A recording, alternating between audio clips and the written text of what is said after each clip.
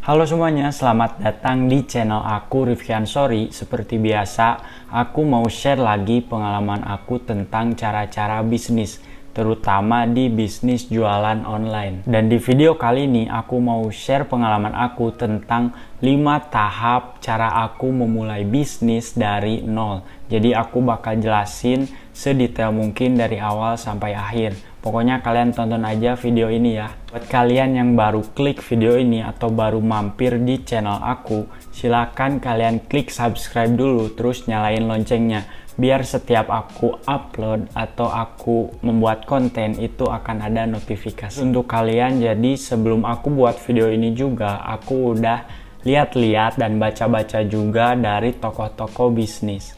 Dari banyaknya sumber-sumber yang aku dapat, ada beberapa hal yang benar-benar harus aku sampaikan ke kalian semua. Semoga di video kali ini aku bisa ngerangkum hal-hal yang bermanfaat dari para pengusaha yang pastinya jauh lebih berpengalaman daripada kita semua. Langsung aja kita mulai ke yang pertama. Kita mulai dari konsep bisnis. Gimana sih cara membuat konsep bisnis? Cara yang pertama ini kebanyakan dari kita tuh pasti merenung gitu. Seperti merenungkan enaknya bisnis apa ya? Jualan apa ya? Produknya apa ya? Kita dagang apa ya? Sebetulnya ada gak sih cara gampang agar kita bisa menentukan bisnis apa yang layak kita coba? Nah, dari yang aku telusuri ada 2 hal yang benar-benar wajib kita tahu nih. Yang pertama itu kebutuhan dari pasar dan yang kedua faktor kelangkaan. Emang sih kedengarannya itu simple banget, tapi banyak orang yang tidak memikirkan hal ini saat mereka pertama kali ingin memulai bisnis. Padahal semua bisnis itu bisa tercapai ketika kita sudah memenuhi kedua faktor yang tadi. Yang pertama, kebutuhan pasar. Ya jangan sampai kita membuat sesuatu itu atau membuat produk itu yang gak ada nilainya di pasaran. Terus gak ada yang butuh dan juga gak relevan juga sama kondisi atau keadaan sekarang-sekarang. Yang kedua, kelangkaan. Coba deh kalian teliti.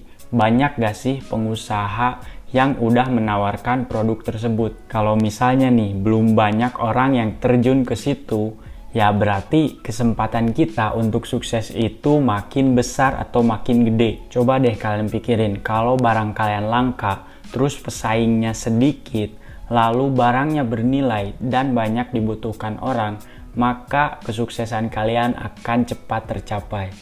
Tapi memang susah untuk mendapatkan produk tersebut, sehingga banyak banget nih para pengusaha pemula yang gagal karena tidak bisa memenuhi 2 faktor tersebut, yaitu kebutuhan pasar dan kelangkaan. Jadi mereka tuh banyak jual barang yang gak bernilai dan juga yang banyak pesaingnya di situ gitu. Jadinya barang tersebut tuh gak langka lagi. Nah itu bisa menyebabkan memperkecilnya kesuksesan kita. Saat itu juga produk aku gak banyak orang yang jual, sehingga aku langsung terjun ke sana dan aku juga melihat di kala pandemi ini sosial media itu akan semakin cepat naik gitu. Jadi akhirnya bisnis aku lancar. Kita akan masuk ke tahap berikutnya. Jika yang tadi konsep bisnisnya udah ketemu, produk yang dibutuhkannya udah ada, dan penyedia stoknya juga masih terbatas, kita langsung ke yang kedua. Yang kedua adalah target konsumen. Jadi kita harus tahu siapa sih yang mau beli barang kita, siapa sih yang mau pakai jasa kita. Apakah peminat barang kita kebanyakan cowok atau cewek? Lalu umurnya berapa? Apakah anak usia muda atau usia tua? Lalu penting juga kita harus tahu yang beli produk kita itu kalangan menengah ke bawah atau menengah ke atas. Lalu kapan sih mereka mau beli produk kita? Apakah hanya di waktu-waktu tertentu saja? Atau bakalan beli rutin setiap hari sekali? Nah, jadi target konsumen itu benar-benar penting untuk menjadi pondasi dari bisnis kita. Barang untuk cowok atau cewek pasti akan beda di pengemasannya. Lalu barang untuk usia tua atau usia muda pasti akan beda dari cara penyampaiannya. Lalu kita bikin produk untuk menengah ke atas atau menengah ke bawah, pasti akan beda juga dari harganya. Dengan kita tahu detail dari target konsumen kita, itu akan lebih mudah untuk kita mencapai ke tahap yang berikutnya. Dan tahap selanjutnya adalah kepuasan dari konsumen. Jadi kita itu harus fokus dengan segala upaya yang membuat konsumen kita itu senang dan happy dengan produk kita. Emang sih tahap ini tuh simple kedengarannya, tapi sebenarnya tahap ini tuh adalah tahap yang paling penting. Misalnya nih, kita buat warung makan, lalu bisa gak kalian membuat puas konsumen kalian? Jadi konsumen kalian itu diberi tempat yang bersih, menunya juga harus lengkap dan tersedia, lalu pemesanannya juga harus cepat disajikan, lalu rasanya juga harus enak. Itu juga kalau membuat online shop, konsumen itu bisa melihat produk-produk bagus kita.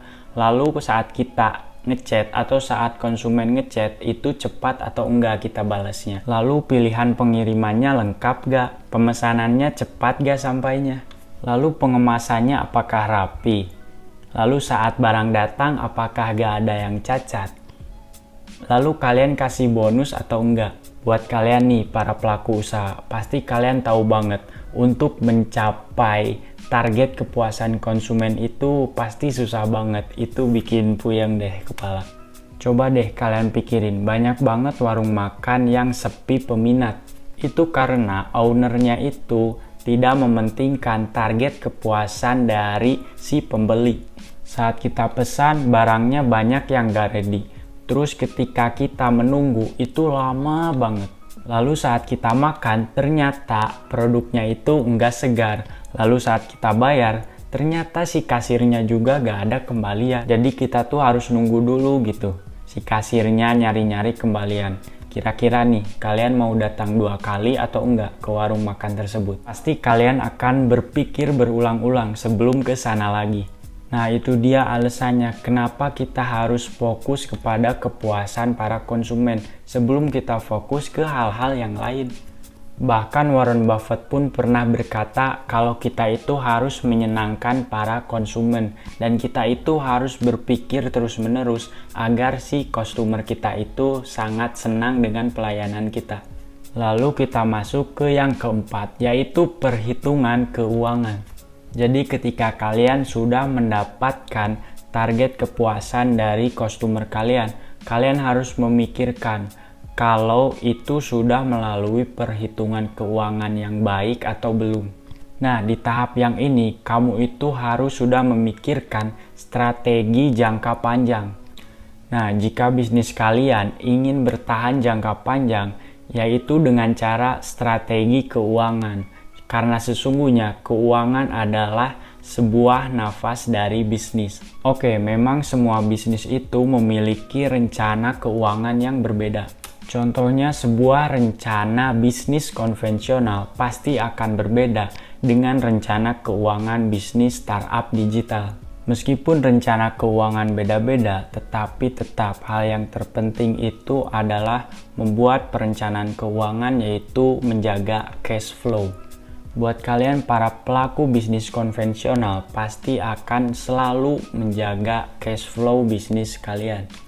Nah, untuk kalian para pelaku startup digital memang tidak selalu harus tetap mencapai cash flow positif, tapi tetap saja harus menjaga cash flow sesuai perencanaan kalian. Sehingga keuangan bisnis kalian bisa terjaga dan kalian mencapai profit. Kita lanjut ke yang terakhir. Jika konsep bisnis udah oke, lalu target konsumen kalian juga kalian udah tahu, lalu konsumen kalian udah happy dan cash flow sudah terjaga. Tahap selanjutnya adalah keunikan produk. Jadi keunikan produk itu adalah produk kalian harus memiliki ciri khas yang beda dari pesaing kalian yang lainnya. Lalu kenapa sih harus memiliki ciri khas produk? Ya, biar produk kalian enggak mudah ditiru oleh orang lain. Nah, itu juga bisa menjadi pertimbangan kenapa orang harus beli produk kalian dan kenapa orang-orang tidak boleh beli di toko yang lain. Lalu keunikannya yang harus gimana sih? Yaitu terserah kalian. Yang penting kalian harus memiliki sisi yang beda dari kompetitor yang lainnya. Bisa jadi harga kalian lebih murah atau kualitas kalian yang lebih unggul. Lalu bisa juga kalau operasional, toko kalian itu lebih cepat dan efisien dari kompetitor yang lainnya. Ya pokoknya bisa apa aja. Yang jelas kamu harus mempunyai sisi yang beda dan yang paling penting jangan mudah ditiru oleh orang lain. Lalu untuk selanjutnya kalian bisa membuat inovasi produk yang lebih menarik. Lalu kalian juga bisa membuat cabang baru atau bekerja sama dengan orang lain. Sebenarnya untuk selanjutnya akan dinamis sih, akan terjadi ya mengalir aja gitu. Jadi aku sudahi aja tipsnya sampai di sini. Pokoknya semoga video ini bermanfaat untuk kalian yang mau memulai bisnis. Sebenarnya aku juga masih belajar dan aku juga hanya sharing aja rangkuman dari orang-orang atau tokoh-tokoh yang udah lama di bidang bisnis. Makasih banget buat semuanya yang udah nonton dari awal sampai akhir. Sebelum kalian meninggalkan video ini, silahkan kalian like, comment, subscribe. Dan makasih banget, pokoknya see you in the next video.